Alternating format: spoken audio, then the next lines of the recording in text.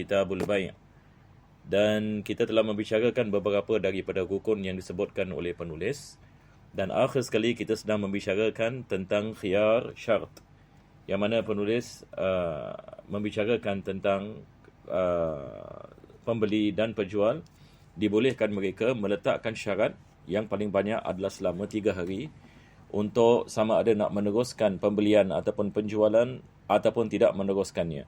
Kalau sekiranya si pembeli meletakkan syarat, maka di dalam tempoh tersebut dia boleh tarik balik penjualannya. Kalau sekiranya pembeliannya, kalau sekiranya dilakukan oleh penjual, maka dia menarik balik dalam jualannya dalam tempoh tersebut. Kalau sekiranya dia meletakkan syarat 2 hari ataupun 3 hari ataupun 1 hari, maka dalam mazhab Imam Syafi'i dia tidak boleh lebih daripada 3 hari. Ini kita mengatakan khiyar syart. Maka kita telah sampai kepada bahagian yang mana penulis ini mengatakan wa idza kana al-khiyaru lil ba'i wahdahu fal mabi'u fi zamanil khiyari milkuhu. Jadi sekarang ini kita lihat apabila berlaku khiyar syart, misalan si penjual dia meletakkan syarat misalan 3 hari. Si pembeli juga meletakkan syarat 3 hari. Misalan si pembeli nak membeli sesuatu barangan dan barangan ini dia tidak mengetahui sama ada dia dapat berfungsi ke tidak dapat berfungsi dengan betul dan sebagainya. Maka dia meletakkan syarat 3 hari. Maka si penjual setuju. Setuju untuk meletakkan syarat 3 hari. Penjual juga meletakkan syarat, pembeli meletakkan syarat. Sebagai misal. Taib. Sekarang soalannya adalah milik siapakah barangan ini dalam tempoh syarat tersebut. Maka di sini penulis memberikan beberapa situasi. Jadi beliau mengatakan, kalau sekiranya yang khiyar ini adalah bagi si penjual sahaja. Bagi si penjual sahaja. Apa maksudnya di sini? Sekarang pembeli nak membeli barangan ini. Tetapi penjual meletakkan syarat 3 hari. Sebagai misal. Tetapi pembeli tidak meletakkan. Jadi khiyar syart tak hanya bagi penjual sahaja. Kalau sekiranya penjual meletakkan syarat sahaja, ini yang penulis mengatakan wa idza kana al-khiyaru lil ba'i wahdahu fal mabi'u fi zamanil khiyari milkuhu. Maka barangan itu dalam tempoh khiyar milik si penjual. Siapakah yang meletakkan syarat tempoh? Si penjual. Siapakah memiliki barangan itu dalam syarat dalam tempoh? Dia adalah dimiliki oleh si penjual. Kenapa? Sebab bila-bila masa dia boleh tarik balik. Bila-bila masa dia boleh mengatakan kepada si pembeli, wahai si pembeli, saya nak tarik balik jual beli ini. Maka barangan itu kembalikanlah kepada saya dan saya akan memberikan kembali kepada awak wang yang awak telah membayarnya. 6. Wa idza kana al-mushtari wahdahu. Kalau sekiranya yang meletakkan syarat hanya bagi si pembeli, bukan si penjual, maksudnya si pembeli mengatakan, berikanlah saya tempoh 2 hari.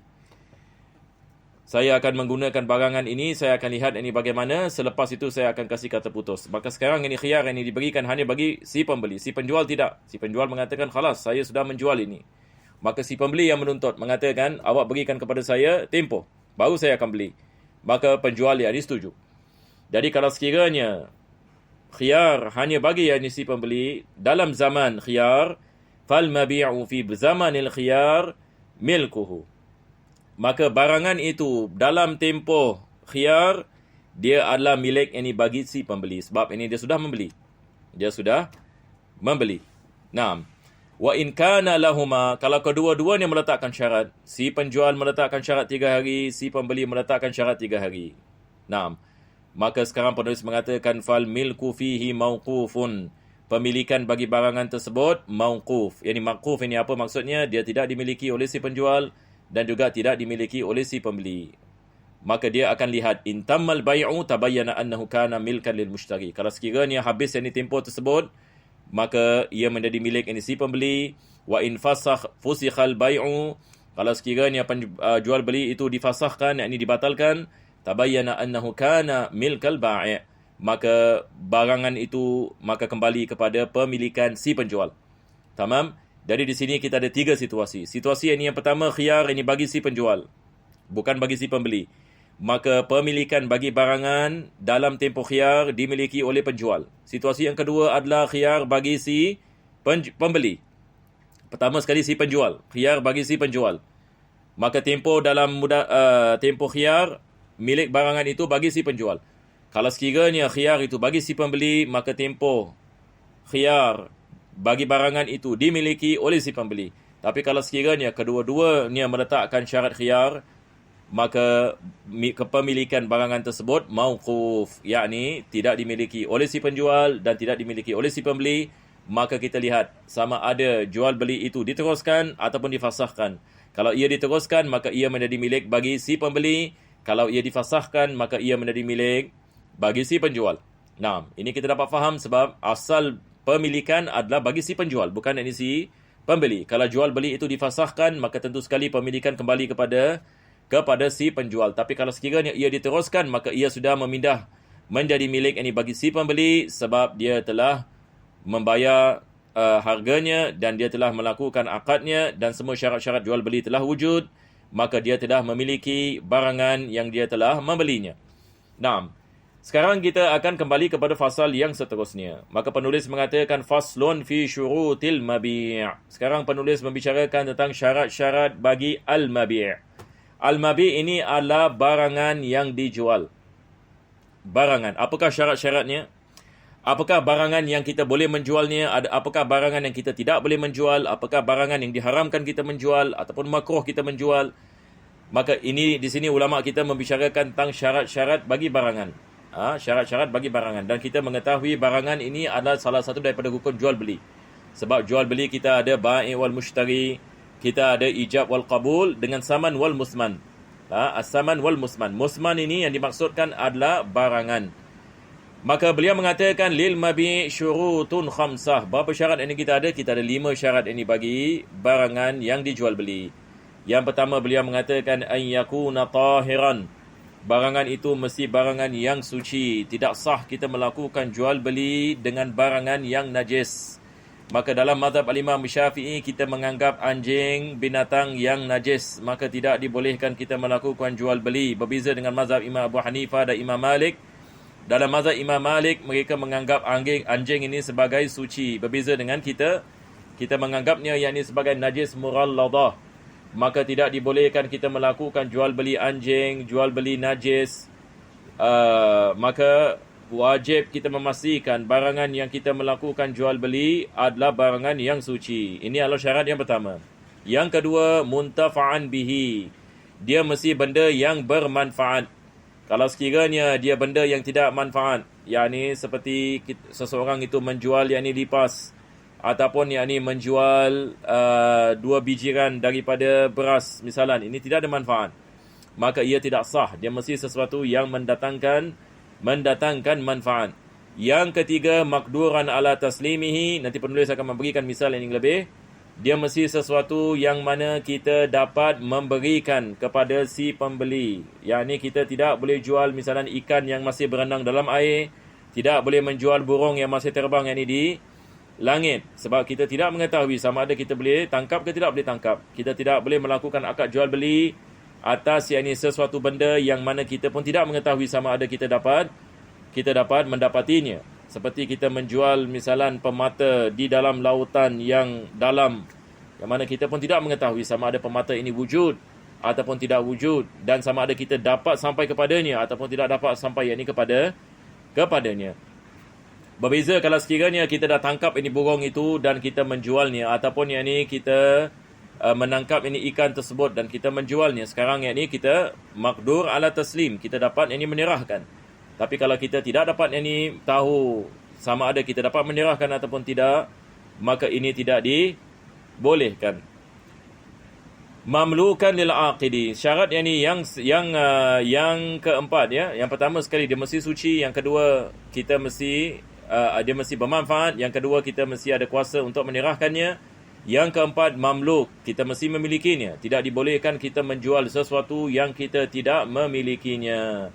Maka saya tidak boleh menjual basikal orang lain dan selepas itu lepas saya melakukan akad jual beli, saya pergi beli. saya pergi beli dengan yang ni orang yang ni tersebut. Dan maka caranya adalah saya nak kena beli dahulu. Apabila dia menjadi milik saya, baru yang ni saya boleh menjual yang ni kepada orang lain. Maka ini adalah daripada syarat kita mengatakan kita mesti memiliki barangan yang kita jual. Au liman nabal aqidu anhu, ataupun yang ni kita mewakilkan. Sekarang kalau kita ini wakil, kita menjual sesuatu tapi barangan ini bukan milik kita, tetapi kita diwakili oleh si pemilik untuk kita menjualnya, maka ini tidak ada masalah. Sebab kita diberikan keizinan, kita diberikan perwakilan. Maka kita diwakili untuk kita menjual, maka ini tidak ada masalah. Maka zaman sekarang ini seperti salesman, mengambil komisen dan sebagainya, maka dia mewakili pihak yang memiliki. Dia mewakili pihak yang memiliki, maka ini tidak ada masalah. Ini kita mengatakan jual beli sah, walaupun dia tidak memiliki barangan itu, tetapi dia diwakili. Ini adalah syarat yang keempat. Yang kelima, dia mesti makluman. Benda yang kita jual ini mesti diketahui. Kalau sekiranya pembeli tidak mengetahui apa yang dia akan membeli, tidak sah ini jual beli seperti ini. Kalau kita jual basikal kepada seseorang dan kita tidak menyifatkan basikal tersebut, kita mengatakan saya jual basikal saya harganya $100. Pembeli mengatakan saya terima, tapi dia tidak pernah lihat basikal dan dia tidak mengetahui basikal jenis apa yang saya menjual, maka ini tidak sah. Ini semua adalah hukum ahkam yang menghindarkan penipuan. Penipuan. Mungkin satu orang ini dia jual basikal, dia meletakkan harga $100, selepas itu keluar ini basikal ini untuk budak-budak, sebagai misal. Maka ini boleh menyebabkan yang ini penipuan. Itu sebab Islam meletakkan syarat ini. Wajib kita mengetahui apa yang kita membeli. Jadi kalau kita nak beli handphone, wajib kita mengetahui handphone jenis apa yang kita membeli dan sebagainya. Kalau handphone itu ada di hadapan kita, tidak ada masalah. Sekarang kita mengetahui, kita melihatnya. Ataupun yang ini jual beli salam yang akan datang. Hukum salam ini, kalau kita jual beli benda yang tak ada di hadapan mata kita, tapi disifatkan. Ini jenisnya Nokia, dan jenisnya series begini, dan tahun ini, dan begini, dan begitu. Ini adalah daripada specifications, dan sebagainya. Harganya begini, dan sebagainya. Ini akan datang, ini dibolehkan, tapi dengan syarat-syaratnya, dan jual beli ini dikenali sebagai jual beli salam. Tetapi selain daripada itu, tidak dibolehkan kita melakukan jual beli tanpa kita mengetahui apa yang kita menjual dan tanpa pembeli mengetahui apa yang dia membeli. Ini tidak sah. Baik. Sekarang penulis memberikan misal, fala yasihu bai'u 'ainin najisatin kal kalbi. Tidak sah kita melakukan jual beli sesuatu benda, yakni al-ain, maksudnya di sini adalah benda yang benda tersebut itu najis. Benda tersebut itu najis. Berbeza dengan kita kita mengatakan menjual sesuatu yang mutanajis. Kenapa penulis mengatakan ain najisah? Ain najisah seperti apa? Anjing. Anjing ini walau macam mana sekalipun dia adalah najis, walaupun kita membersihkannya dan sebagainya, maka ainnya adalah najis. Nampak tak? Berbeza dengan saya jual baju yang terkena najis. Ini mutanajis. Dibolehkan saya menjual baju yang terkena najis kalau sekiranya kita boleh membersihkan baju tersebut daripada najis, maka sah jual beli. Jadi ini adalah sesuatu yang suci yang terkena najis. Tapi kalau sekiranya sesuatu perkara yang asalnya suci dan terkena najis dan tidak boleh disucikan kembali, maka tidak sah kita melakukan jual beli. Ini juga misal disebutkan oleh penulis. Beliau mengatakan au mutanajjisatin walam yumkin tathiruha. Tidak dibolehkan kita pertama sekali menjual, membeli barangan yang ainnya, patinya adalah najis ataupun dia terkena najis dan tidak dibolehkan kita membersihkannya daripada najis. Berbeza kalau kita boleh membersihkannya daripada najis, sah jual beli. Tapi kalau kita tidak boleh membersihkannya daripada najis, tidak sah jual beli. Seperti apa? Kalabani. Kita ada susu yang termasuk najis di dalamnya. Begitu juga dengan minyak dohn, termasuk najis di dalamnya. Sekarang adakah dibolehkan kita mengeluarkan najis daripadanya? Maka tidak dibolehkan. Sekarang susu ini kalau terkena najis, kita mengatakan air ini adalah air mutanajis, tidak dibolehkan kita meminumnya. Maka dalam keadaan seperti ini, kita mengatakan dia adalah mutanajis, yang mana kita tidak boleh membersihkannya daripada najis yang ini kembali. Khalas, kita mengatakan air kencing termasuk dalam susu 1 gelas. Kita tidak boleh melakukan jual beli sebab ini sudah dikirakan sebagai mutanajis. Fa in amkana, Tapi kalau sekiranya boleh kita mensucikannya. Kasaubin mutanajjisin. Penulis mengatakan seperti baju yang terkena najis. Jaza. Dibolehkan kita melakukan jual beli. Ini sebagai misal tadi saya mengatakan baju terkena darah misalan. Lepas itu kita jual baju ini. Dibolehkan sebab kita boleh mensucikannya. Kita boleh mensucikannya daripada najis tersebut. Jadi kita jual asal yakni baju. Asalnya adalah suci. Ainnya adalah suci. Ainnya adalah suci. Berbeza dengan ain yang najis seperti anjing tadi kita mengatakan. Maka tidak sah. Jadi ini adalah misal yang bagi syarat yang pertama. Selepas itu beliau mengatakan wala yasihu bai'u ma la yuntafa'u bihi. Syarat yang kedua seperti mana kita mengatakan tidak sah menjual sesuatu yang tidak ada manfaat ini di dalamnya. Penulis mendatangkan misal kal hasyarat. Hasyarat ini seperti apa? Insek-insek ya, seperti lipas, lalat, nyamuk. Satu orang yang ini jual 5 ekor nyamuk. 10 ekor lipas. Ini kita mengatakan tidak ada ini manfaat. Hasyarat tidak ada manfaat di dalamnya. Maka tidak sah kita melakukan jual beli. Wahabbatin wahintatin. Yakni satu bijiran daripada beras ataupun gandum. Ini tidak ada manfaat. Kita kalau nak jual beras, kita nak kena sekurang-kurangnya jual 100 gram, 500 gram. Ini kita mengatakan ada manfaat. Yakni tapi satu butiran yang ini beras ini apa seseorang nak buat, dia kalau masak pun tidak ada manfaat ini bagi sesiapa. Maka ini adalah misal sesuatu yang tidak ada manfaat ini di dalamnya. Begitu juga dengan alatil malahil muharramah. Alat-alat muzik yang diharamkan seperti apa? Seperti gitar. Alat-alat yang menggunakan ini apa? String ini instrumen. Mizmar. Ini macam apa? Ibarat flute. Maka ini semua adalah alat-alat yang kita ada nas. Yang mana Nabi SAW yang mengharamkan yang mizmar. Mengharamkan alat-alat yang diperbuat ini daripada tali. Disebutkan oleh sebahagian yang daripada para ulama. Maka kalau sekiranya kita melakukan jual beli bagi alat-alat ini yang diharamkan menggunakannya, maka diharamkan kita menjualkannya. Tiap-tiap perkara yang diharamkan kita menggunakan, diharamkan kita menjualnya. Dan dia tidak ada manfaat yang di dalamnya sebab yang dia mendatangkan kelalaian. Wala bai'u ma la yuqdaru ala taslimihi. Dan tidak dibolehkan kita menjual sesuatu yang kita tidak mampu mendatangkannya ka'abdin abiqin. Seperti menjual hamba yang abiq. Abiq maksudnya hamba yang lari. Hamba lari, kita tak tahu mana hamba ini. Kita tak boleh jual ini kat pasar. Sebab orang menganggap mana hamba dia, kita tak tahu. Dia sudah lari. Maka ini tidak sah jual beli. Wa tayrin ta'ir. Menjual burung yang sedang terbang. Satu orang yang ini nak jual yang ini burung yang ini merpati misalnya yang sedang terbang. Saya jual awak ini burung ini. Kita mengatakan awak boleh dapat ke burung ini. Wallahualam. Ini mungkin merpati ini terbang. Awak tidak akan yang ini jumpa yang ini seumur ini hidup. Maka ini tidak sah. Wa marsub. Tidak dibolehkan kita jual harta yang dirampas. Kenapa?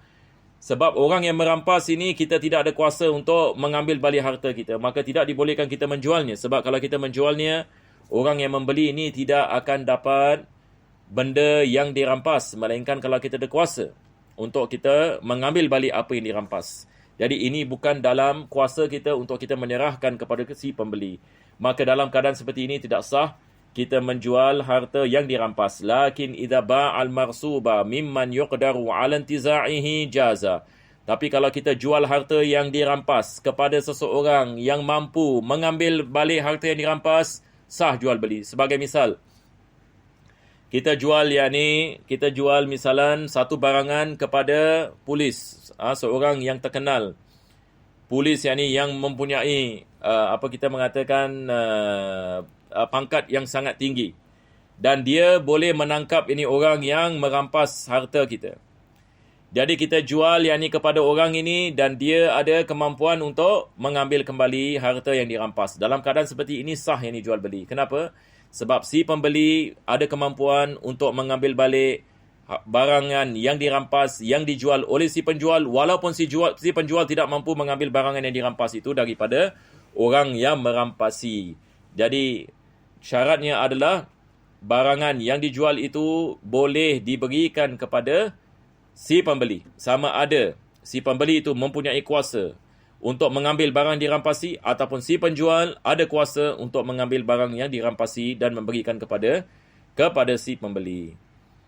Fa in tabayyana ajzuhu falahul khiyar. Tapi kalau sekiranya dia tidak ada kemampuan untuk melakukan sedemikian, maka dia boleh melakukan khiyar. Khiyar syarat ini seperti mana kita mengatakan, berikan tempoh 3 hari sebagai misal. Lihat dia boleh ambil kembali ini harta rampasan ataupun tidak. Wala bai'u nisfin muayyanin min ina'in. Tidak dibolehkan kita jual sebahagian daripada ina'. Ina' ni seperti apa? Gelas ini. Sebagai misal, gelas ini dimiliki oleh 2 orang, Zaid dengan Hasan, separuh-separuh. Zaid mengatakan, saya menjual separuh yang ni gelas ini kepada awak dengan harga sekian. Ini kita mengatakan tidak dibolehkan. Sebab apa? Untuk nak menjual separuh, kita nak pecahkan gelas. Bila kita pecahkan gelas, kita akan menghilangkan fungsi gelas ini, maka dia membawa kepada kemusnahan harta. Ini tidak sah. Ini yang dimaksudkan dengan muayyan, bai'ul muayyan. Sesuatu yang ni yang ada, maka tidak sah kalau kita melakukan yang ni jual beli sehingga menyebabkan kemusnahan yang ni bagi sesuatu benda. Maka separuh daripada gelas ini tidak dibolehkan. Jadi penulis mengatakan wala bai'u nisfi muayyanin min ina'in aw saifin. Dia memberikan misal seperti apa? Seperti gelas. Saif seperti apa? Pedang. Satu orang ini dia ada pedang dimiliki oleh 2 orang. Kalau dia nak jual, nak kena potong 2. Jadi kalau dia potong 2, khalas. Fungsi pedang ini sudah tidak wujud. Aw saubin. Begitu juga baju. Kalau baju misalnya nak kena koyakkan 2, maka ini menghilangkan fungsi baju. Wa kadza kullu ma tanqusu qimatuhu bil qat'i wal kasri. Dan tiap-tiap benda yang mana harganya akan jatuh kalau kita memecahkannya ataupun kita memotongkannya dan sebagainya. Fa illam tanqus kasaubin sakhin jaza. Tapi kalau sekiranya harganya tidak berubah, seperti satu orang yang ini misalan dia ada baju yang ni yang besar. Baju yang ni yang besar. Kita mengatakan kita memotong ini baju ini motong 2 sebab dimiliki oleh 2 orang. Dan kita nak menggunakannya yang ni untuk memanaskan yang ni badan yang ni sebagai misal. Maka dalam keadaan seperti ini dibolehkan kita melakukan sedemikian sebab kita tidak menyebabkan kekurangan yang ni bagi harga yang ni baju tersebut dan disebabkan ia sesuatu yang ni yang besar dan dia ada fungsi apabila yang ni dipotong masing-masing, maka tidak ada masalah, kita boleh yang ni melakukan penjualan. Selepas itu penulis mengatakan wala yajuzu bai'ul marhun. Tidak dibolehkan yang ni kita menjuali sesuatu yang ni yang dipajak. Ini semua ada berkenaan dengan dimiliki ataupun tidak dimiliki. Kita akan tangguhkan insya-Allah pada pengajian kita yang akan datang. Wassallallahu ala sayyidina Muhammadin wa ala alihi wa sahbihi wasallam. Walhamdulillahi rabbil alamin.